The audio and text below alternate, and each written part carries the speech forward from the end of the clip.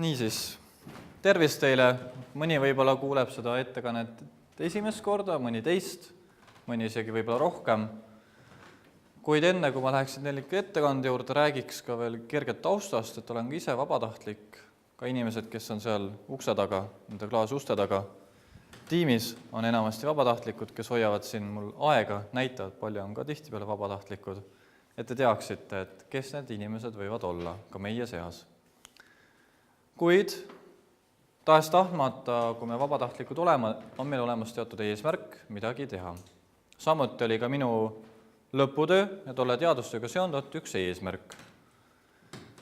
Ja eesmärgi siis püstitasin seonduvalt motiividega, tahtsin teada, missugused võivad olla need motiivid, mis panevad vabatahtlikke toimetama. Ehk siis, mis tegelikkuses meid, noori, paneb midagi reaalselt tegema. Ja võtsin appi enda, kaasõppurid Tartu Ülikoolis. Oli neid siis nii bakalaureusest, magistrist kui ka doktoriõppest. Kõik nad olid seotud vabatahtliku tegevusega. Nad ei pidanud olema seotud Tartu Ülikooli vabatahtliku tegevusega üldiselt. Ning 2 motiivi, mis ma algselt seadsin esimeses hüpoteesis, on toodud välja sotsiaalsus, ehk lihtsamalt öeldes, kuidas teie suhted on nende inimestega, kellega töötate, kas te näete mõnda inimest, kes on teile kasulik, saate sealt kontaktid. Ja samuti ka väärtused, motiiv, mille puhul eelkõige on see väärtuspõhisus välja toodud. Üks väärtuspõhisus on ka see, et vabatahtlik ei saa raha, kui ta on õige vabatahtlik, seda ei saa. Samas sellega me hoiame ka keskkonda ning toetame jätkusuutlikku arengut keskkonnas. Nii. Aga miks me siis üldse seda teeme? Tõin teile ka ühe tuntud isiku pildi, loodetavasti te teate, kellega on tegu, julgeb keegi pakkuda.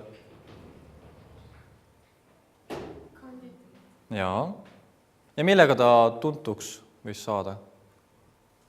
Kas olid teatud väärtused, teatud motivatsioon millegi jaoks?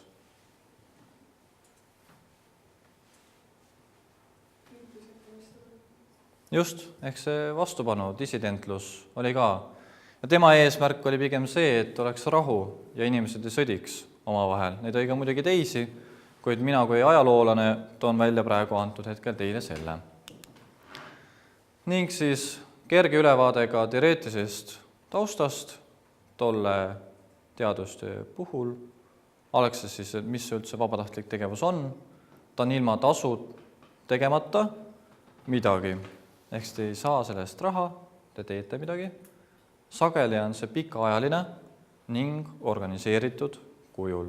Kas siis mõne MTÜ all, mõne sõpruskonna all või kas või teeme ära heakorra aktsioonis.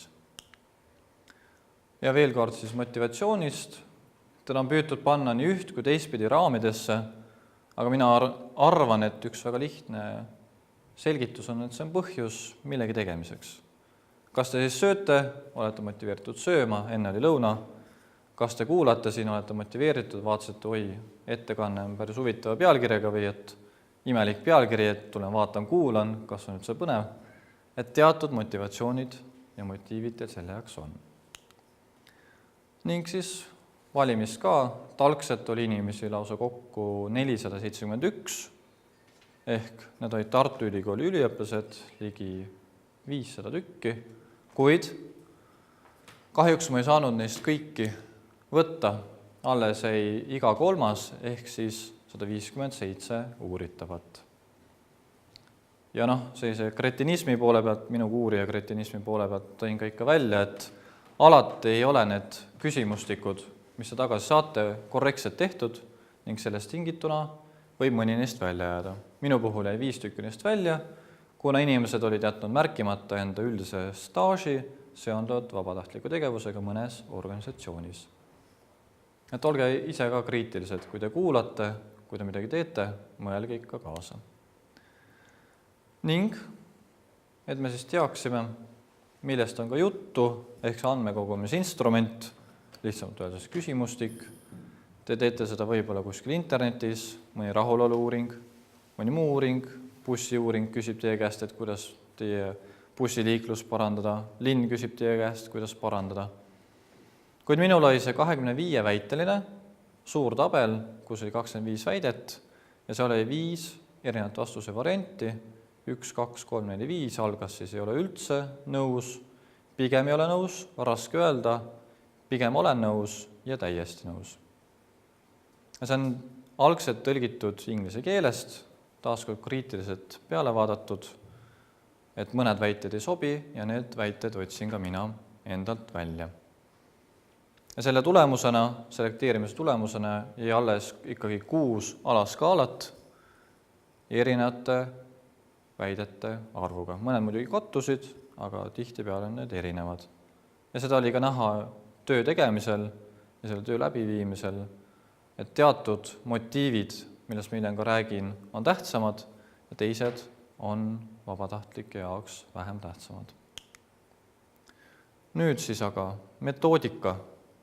See on ammu tehtud, aasta siis oli veel 2013, aasta siis tagasi, hakkasime pihta, lõpetasin 10. märtsil, olin õnnelik, et lõpuks sai tehtud, sest 157 inimest, igaühe ma võtsin ette üksipulgi, ma rääkisin talle, et mida ma ootan, mis ma mõtlen. Pärast seda ta võis ka minu käest küsida, kui ta seda küsimustikku tegi, et mida ma täpselt seal arvan, kuidas seda lahendada ja lõpupoole ma selgitasin ja muidugi ka tänasin teda. Ning selline mõtlemine ka teile, et mis te arvate, kas vabatahtliku jaoks võib olla karjäär see kõige tähtsam. Lihtsalt mõelge, te ei pea seda ütlema, et kuna ma olen ka õpetaja, siis vahepeal ma lasen teil rääkida, vahepeal ei lase, julgen küsida ja ei küsi, kas on loeng, seminar või midagi muud. Ning siis sellised kuivad matemaatilised statistika näitajad teile ka, et te teaksite nii rahulolu kui olulisuse puhul, kui te ei saa aru, mida see number seal täpselt tähendab, siis mõelge, et 1 on see, et sa ei ole üldse rahul või see ei ole sinu jaoks üldse oluline. Aga 5 tähendab juba seda, et on väga tore, et ma seda teen, see on minu jaoks oluline. Samamoodi kui koolis meil on tihtipeale 5 palli skaala, oli see mul ka enda lõputöös välja toodud. Ja nagu näeme, enamasti see keskmiselt oli 4, ehk siis ma pigem olen rahul sellega, mis ma teen ja pigem on see tegevus ehk vabatahtlik tegevus minu jaoks oluline. Ning motiividest me kergelt rääkisime. Omalt poolt siis mõtlen veel, et on hea teile välja tuua need, mis olid siis tähtsamad, ehk siis sagedasemad ja vähem tähtsamad, ehk siis vähem sagedasemad. Mina ootasin kui uurija, mitte kui läbiviija, ootasin, et inimeste jaoks on tähtsad need suhted. Me saame kellegi koos midagi teha, meil on olemas see, mitte meeskond, see on selline soo diskrimineerimine, pigem on olemas grupp inimesi, kes ühise eesmärgi nimel midagi teevad. Kuid tolle valimi näitel saan öelda järeldusena muidugi tolle valimi näol ainult, et nende inimeste jaoks niivõrd tähtis see sotsiaalsus ei olnud, ehk siis suhted niivõrd tähtsad ei olnud. Ja tuli välja, millest enne näitasin teile ühte pilti, karjääriredel, redel on ka kenasti välja toodud, et tegelikkuses on nende jaoks palju tähtsam karjäär. Ta algus küll, ma teen seda tööd tasuta, ehk ma ei maksa selle eest, kuid hiljem, kui see töö on tehtud ja ma olen sellest organisatsioonist lahkunud või tollest üritusest, siis mõtlema pigem selle peale, kuidas neid kontakte, mis ma sealt saan, ära kasutada niimoodi, et nad oleksid mulle tulevikus kasulikud. Ehk siis selline egoismi ja altruismi küsimus on siin päris problemaatiline, isegi dilemma on tegelikult, kas ma olen ikkagi altruistlik, milles on ka egoismi sees, või olen ma täielikult egoistlik ja mõtlen ainult enda peale, läbi teiste aitamise, läbi teiste toetamise. Ning ma ei tahaks seda kõike, mis seal kirjutatud on, teile ümber lugeda. Lihtsamalt öeldes tuli välja mu esimest hüpoteesist ja selle kinnitamisest, et sotsiaalsus on tõesti oluline, seonduvad selle ajaga, mis inimene ühes kohas on, Näiteks, kui Talveakadeemia hakkas siin juba eelmisel kümnendil, võimalik, et mõni inimene on enam-vähem sellega seotud siiamaani, annab kas või nõu, ja see on ka see sotsiaalsuse koht, et seal läks see paika. Aga eelnevalt ka tõin välja, et tegelikkuses sotsiaalsus on niivõrd tähtis üleüldiselt, aga minu hüpoteesiga läks ta kenasti paika. Seest väärtused, ehk siis see väärtuskasvatus, väärtuspõhisus, ei on kahjuks niivõrd tähtis, see pigem oli negatiivses seoses, ehk siis lühendas seda aega, kui inimene on selles kohas. Ja teise puhul mõelge taaskord selle redelile, mõelge endale, kuhu te olete praegu jõudnud, mida te oleks selle jaoks teinud. Ka haridussüsteem on omaette redel, alustate te alusharidusest, pärast seda lähete te omadega põhikooli, 1., 2., 3. kooliaste, siis lähete keskhariduse astmele või kutseharidusele, mõlemad on igati mõistlikud ja vajalikud, ning lõpuks jõuate kas siis ülikooli või hoopis sinna teise suunda, ehk siis eluülikooli. Ja ka need on tähtsad. Ja tuli ka välja, et siis, kui sinu jaoks on karjääri motiiv oluline, siis sinu jaoks on oluline ka tegelemine vabatahtliku tegevusega. Ei saa unustada tahes tahtmata, et selle jaoks, et midagi teha, on teil vaja oskusi. Vabatahtlik peab tundma, et ta midagi oskab, kas ta oskab siis kohvi keeta, seda ette kanda, hoida kenasti paberilipikuid, kus on peal minutid, kui palju mul on aega rääkida, kuulata mind tagant, anda mulle sõna, filmida mind või midagi muud. Võimalusi on väga palju, kuid selleks peab olema ikkagi teatud oskused, et me seda suudaksime teha. Kui meil ei ole oskusi, siis me ei pruugi sellega kohe hakkama saada, kuid on ka võimalus, et tuleb keegi appi, mõnikord nimetatakse seda mentoriks, mõnikord lihtsalt sõbraks, kes teeb meile asja selgeks ning annab meile ka jõudu, et tollega toimetada. Ja viimaseks, enne kokkuvõtet siis, et mis olid tugevused, mida ma välja tõin. Minu jaoks on oluline see, et kui midagi läbi viiakse, on läbi viia üks, kuna erinevad läbiviijad võivad tõlgendada ja vastust anda erinevalt isikule, kes seda teeb, antud ühel üliõpilasele, ja sellest tingituna võib ka muutuda üliõpilaste vastamine. Mis siis, et tegemist on ainult küsimustiku, ei ole kahjuks intervjuu, mis on väga huvitav ja kasulik, kus saaks rohkem infot, aga mõjutus on ikkagi olemas. Ja ega me ei saa ju ka ilma negatiivsete, me peamegi selle peale mõtlema, kuidas paremini teha. Et tuli välja, et minu valim on väga väike, 152 inimest on üüratud pisike arv, muidugi natuke rohkem kui teid praegu siin, aga üleüldiselt, kui me hakkame vabatahtlike kohta üldse üldistusi, järeldusi tegema, peab neid olema ikka kordades ja kordades rohkem. Enda magistrides muidugi ma seda viga parandan, ning inimesi on juba 2 korda rohkem, kui oli tolles töös. Ja viimaseks, ma ei hakka teile kokkuvõtet andma, kui seekord läheb see ettekanne kuskile üles, siis läheb, et siis saate sealt lugeda, aga üldine kokkuvõte, et mõelge selle peale, et vabatahtlik tegevus on teie jaoks justkui aken, mille te avate, ma ei hakanud just panema, sest aken on mõnusam, te vaatate sealt välja, mida te näete kaunist vaatepilti, te näete, et te saate midagi teha, samas te võite näha, et see aknast väljaspool on väga kole, või siis vajab teie kätt.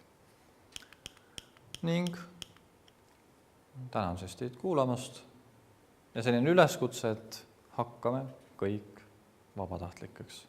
Üks osa teist juba on, aga te võite ka ikkagi jätkata, aga need, kes veel ei ole, saavad seda samuti teha. Aitäh!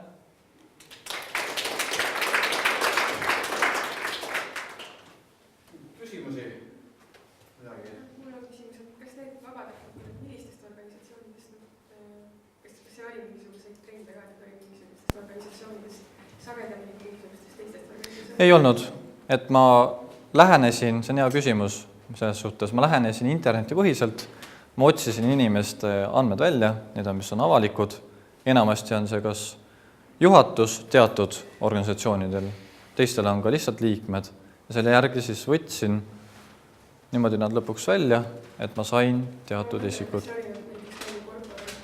Ei olnud, aga nad olid ka kaasatud ja nad imestasid, et nemad teevad ka vabatahtlikku tegevust.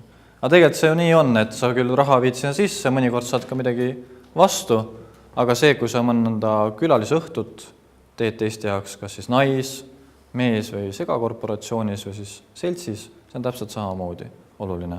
Ja olid ka välja toodud õpetajad, arstid, füüsikud, matemaatikud, keemikud, siis olid looduskaitsjad. Talveakadeemia tiimist oli ka 1 või 2 inimest, keda ma avastasin, et ohoo, et nad olid ka minu endi valimis. Ma ei tea, kas nad ise enam seda mäletavad. Ja nad käisid ühel veebruari või märtsikuu hommikul, pärastlõunal või õhtul minuga kohtumas, aga niimoodi see oli. Et neid inimesi jagub ja see on tore, et nad leidsid aega, see 10-15 minutit minu jaoks, et minuga rääkida ja kirjutada. Kiire küsimus ka on?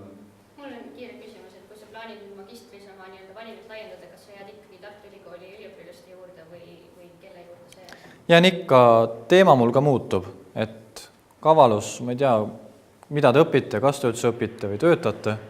Soovitus teile on selline, et kui te ühte ankeeti ehk küsimustiga juba läbi viite, siis olge kavalad, võtke ka teine, ehk siis magistrite oma endal juba valmis. Kuna te ei pruugi seda inimest näha juba enam pikka aega, aga te saate tema käest need andmed kätte. Ehk siis ma laiendan, jään ikka Tartu Ülikooli juurde, aga nüüd on mu olukord raskem, et leida neid nii-öelda natuke vaiksemaid inimesi ja vähem nähtavaid inimesi ülesse. Aitäh! Aitäh!